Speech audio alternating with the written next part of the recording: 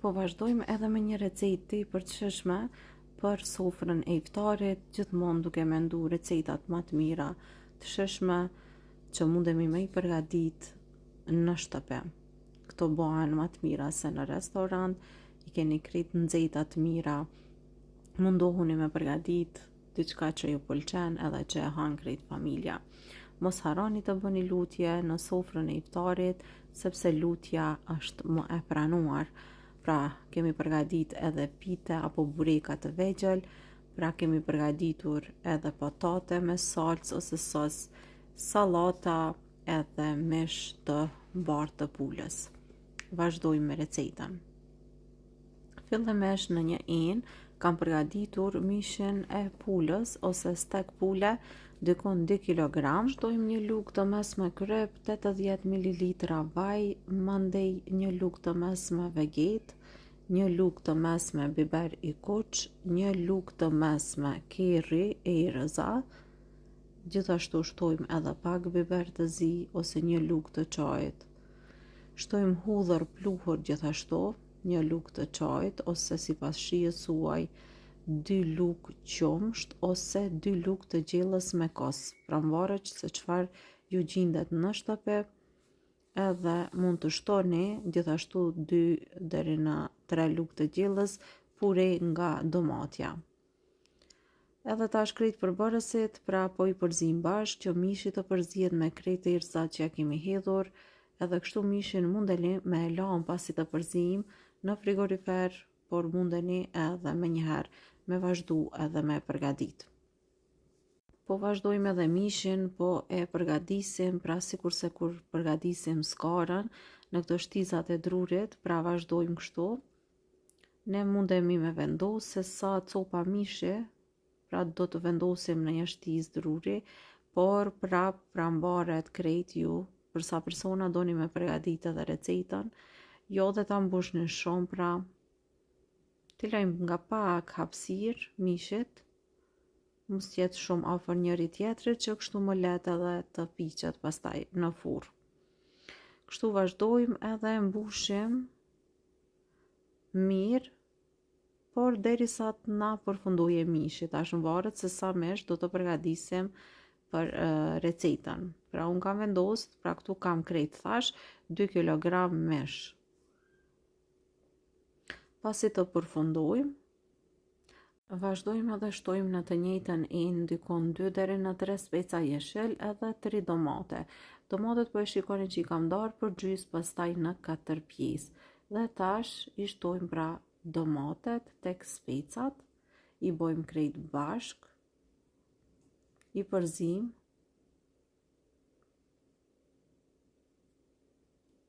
Pasi janë përzi, këto janë gati dhe tash të gjitha do t'i vendosim në tepsi. Mishin veç më e kemi vendosur në tepsi, pra është mbush një tepsi plot, tash po vazhdojmë edhe po shtojmë edhe perimet, pra domatet, specat e gjitha. Kështu ne do i shtim pastaj në furrë që të piqen në temperaturë 200 gradë, pra derisa mishi të filloj edhe të piqet mjaftueshëm mirë pas 30 minutave gjatë pjekjes, pra pasi të kalojnë 30 minuta do ta marrim një letër, do ta lagim me ujë edhe do t'ja vendojmë mbi që mos na bëhen mishi shumë kore, por edhe mos të digjet. Me letër do t'i la të piqen në furrë edhe për 30 minuta të tjera. Do me thonë në total për 1 orë besoj që mishi do të jetë gati, ndoshta edhe më shpejt, edhe tash krejt është gati, po e vreni se sa i mirë që është në ba, vërtet ka një aromë shumë të mirë. Po vazhdojmë edhe, po shohim edhe recetat e tjera të cilat po i përgatisim për iftarin e sotshëm. Në një tigan po shtojmë pak vaj dhe presim që vaji të filloj të nxehet, e në ndërkohë po vazhdojmë po shtojmë edhe patate. 1 kg patate i kam qëruar edhe i kam prerë në kështu, në formë jo të vogla të themi, por ashtu mesatare, edhe tash po i vendosim në tigan dhe po i fërgojmë. E në ndërkohë po shtoj edhe një kock pule magi, e pastaj shtojmë pak kerri erëza, mandej shtojmë pak veget, do me thonë dikon një lugë të plot, pra lugë të mesme me veget, edhe vazhdojmë i kavërdisim patatet mirë.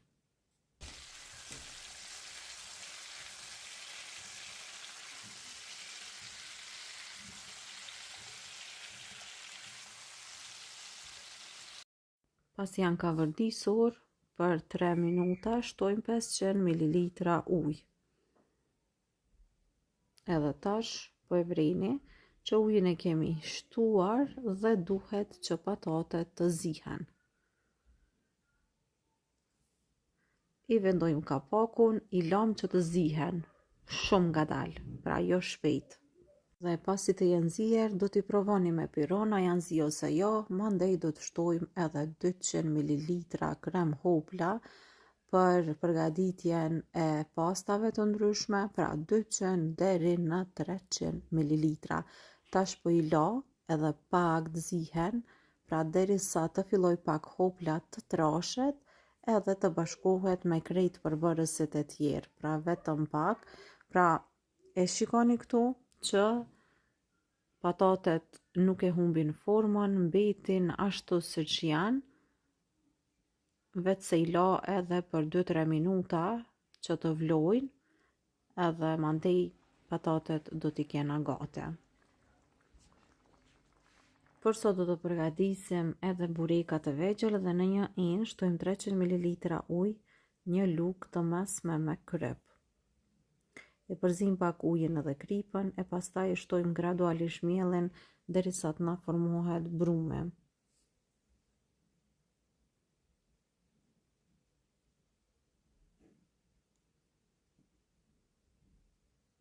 Brumin edhe nuk e bëni shumë të butë.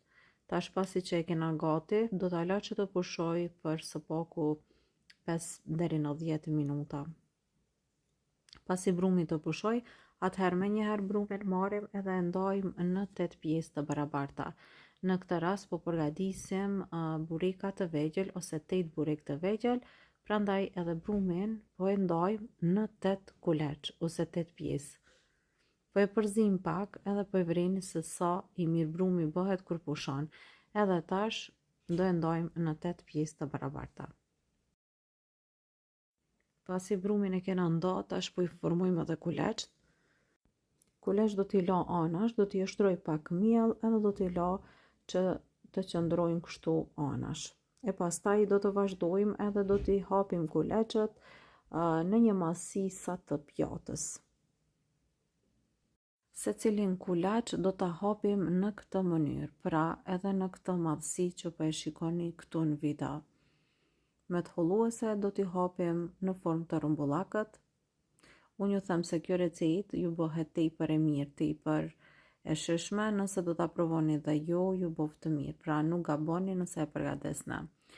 Në një pjatë tjetër po shtojmë pak vaj edhe tash po vendosim pejtën e parë dhe sërish vaj, kështu i lyejmë me vaj mirë të gjitha pejtat një nga një, duke e vendosur njëra mbi tjetrën, edhe kështu brumi do të pushoje edhe do të na pushon shumë shpejt në fakt, sepse edhe ambienti ku po përgates brumin është i ngrohtë, prandaj edhe nuk do të ketë nevojë shumë me prit, po më njëherë do të vazhdojmë edhe do të hapim pejtat e burekëve.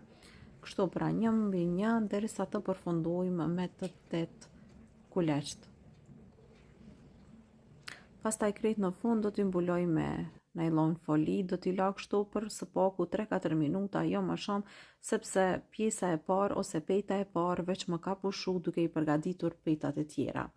Edhe tash po i kthejmë nga ana tjetër, po marrim pejtën e parë, që ka pushu edhe është gati që të hapet më lehtë. Vazhdoni edhe bëjmë hapjen tash, po e vreni, pra ka pushu brumi edhe shumë kollaj hapet pejta për me përgatit burekun. Vërtet shkon shumë mirë brumi. Edhe çfarë na mbetet tjetër? Tash e marrim të holluesen. Unë po e përdori këtë që e kam të voglën, edhe skajet, pra kështu do i hollojmë që të na bëhen të holla, mos na mbesin të trasha. Dhe vërtet bureku do ju bëhet shumë i mirë. Mundeni me is për kot nga pak vaj, po mundene edhe pa vaj, nëse nuk done. Edhe tash unë kam vendos burekut me i mbush me gjizë. Shtojmë gjizë si pas dëshirës, pra mund të shtoni më pak më shumë, krejt varet që shidoni jo, edhe pastaj i mbështjellëm, ju japim formën dhe i vendosim në tepsi. Po e vrini, pra bëhet burek tepër i mirë, i holl, i shishëm. Unë ju garantoj se vërtet po ta përgatisni kështu si unë këtë metodë të përgatitjes, keni me përgatit burekat më të shishëm edhe më të mirë. Vërtet po përgatisim diçka tepër të mirë të shishme për iftar, ose mundeni me përgatit edhe për sefer, pse jo këtë lloj të burekut. Vazhdoj me mbështjellje edhe drejt edhe në tepsi.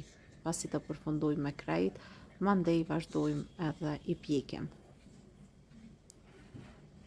Tash pasi kena përfundu, tepsien e kemi gati, vazhdojmë mbi i lyej me pak vaj që ka mbetur, edhe në furrë. Furrën e shporetit mos harroni që duhet ta nxjerrni në 250 gradë për së paku 10 minuta para se me shti me i pjek, e pastaj i pjekim në 250 gradë për 15 minuta, ose ju do ta shikoni kur do të skuqen mirë mbi. Atëherë mund të themi që byreku është pjekur mjaftueshëm, pasi të heqim nga furra me një herë të nxehta, po i lyej me pak gjalp, ose veç i mbuloni edhe krejt i keni gati. Kjo ishte receta e byrekave të vegjël. Tash çdo gjë e kemi gati, e kena servu. Kam përgatitur pak sallat, pra sallat ruse me makarona edhe me perime të ziera, edhe tash veç po vazhdojmë të gjitha t'i servojmë. Veç më koha iftari po afrohet, tash po i bëjmë gati krejt tavolinën. Vazhdojmë shtojmë edhe supën, pra për këtë recetë kam përgatitur supë të gatshme, dhe video recetën nuk e kam tregu, sepse normal që të gjithë e dim. Tash më po përgatitemi dhe po bëhemi gati.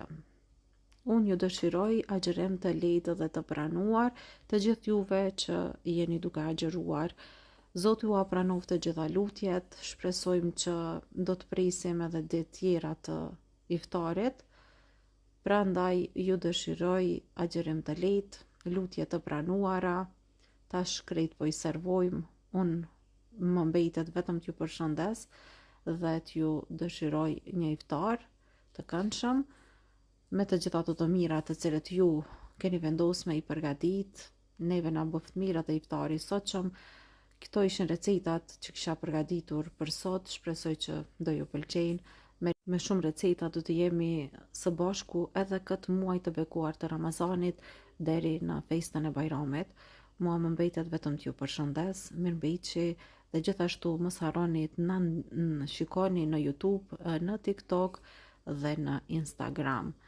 Mos harroni të aktivizoni zilën për t'i parë krejt recetat e iftarit. Ndoshta ndonjë recetë do t'ju pëlqej edhe ju do e përgatisni, qoftë për veti ose për të gjithë familjen ose mysafirët që keni vendosur me i thirr për iftar. Sofra e iftarit gjithmonë është e begatshme dhe unë ju dëshiroj edhe lu Zotin që çdo sofër e iftarit ta begatoj me të mirat e tij. Këto ishin recetat. Mirëmbëjtje miq të dashur, deri në recetën tjetër të radhës.